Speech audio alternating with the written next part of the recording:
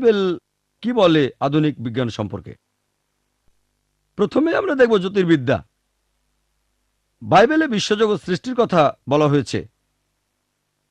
শুরুতেই old testament book of Genesis প্রথম অধ্যায়, সেখানে বলা হয়েছে সর্বশক্তিমান ঈশ্বর আকাশমণ্ডলী আর পৃথিবী তৈরি করলেন 6 দিনে।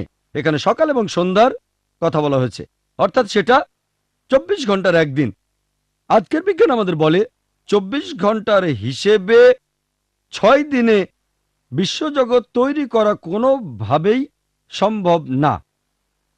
কোরআনে বলা হয়েছে 6টা আয়াম। এই আরবি শব্দটা একবচনে ইয়াম, বহুবচনে আয়াম।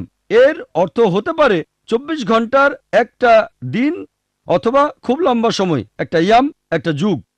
বিজ্ঞানীরা আমাদের বলেন এটা মানতে তাদের কোনো আপত্তি নেই যে বিশ্বজগৎ 6টা খুব লম্বা সময়ে তৈরি হয়েছে। 2 নম্বর পয়েন্ট, বাইবেলে আছে জেনেসিসের প্রথম অধ্যায়ের 3 থেকে 5 অনুচ্ছেদে আলো সৃষ্টি প্রথম দিনে।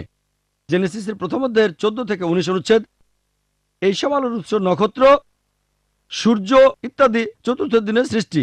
এখন আলোর উৎস কিভাবে চতুর্থ দিনে সৃষ্টি হয় যেখানে আলো সৃষ্টি করা হয়েছে প্রথম দিনে? এটা অবৈজ্ঞানিক। এরপরে বাইবেল আছে জেনেসিস প্রথম অধ্যায়ের 9 থেকে 13 অনুচ্ছেদ পৃথিবী সৃষ্টি হয়েছে তৃতীয় দিনে। পৃথিবী না থাকলে দিন আর রাত পাবেন কোত্থেকে? দিনরাত নির্ভর করে পৃথিবীর আবর্তনের উপর। পৃথিবী না থাকলে দিনরাত পাবেন আপনি কোত্থেকে? 4 নম্বর পয়েন্ট, জেনেসিস প্রথম অধ্যায় 9 থেকে 13 অনুচ্ছেদে পৃথিবী সৃষ্টি হয়েছে তৃতীয় দিনে। জেনেসিস প্রথম অধ্যায় 14 থেকে 19 অনুচ্ছেদ সূর্য আর চাঁদ সৃষ্টি চতুর্থ দিনে। আজকের বিজ্ঞান আমাদের বলে পৃথিবী হলো সূর্যের একটা অংশ।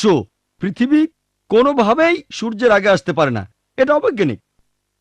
5 নম্বর পয়েন্ট, বুক অব জেনেসিসের প্রথম অধ্যায়ের 11 থেকে 13 অনুচ্ছেদে আছে যে শাকসবজি, লতাপাতা, ঝোপঝাড়, গাছপালা এগুলো সৃষ্টি হয়েছে তৃতীয় দিনে। আর সূর্য, জেনেসিস প্রথম অধ্যায়ের 14 থেকে 19 অনুচ্ছেদে সূর্য সৃষ্টি চতুর্থ দিনে। সূর্যের আলো না থাকলে গাছপালা কিভাবে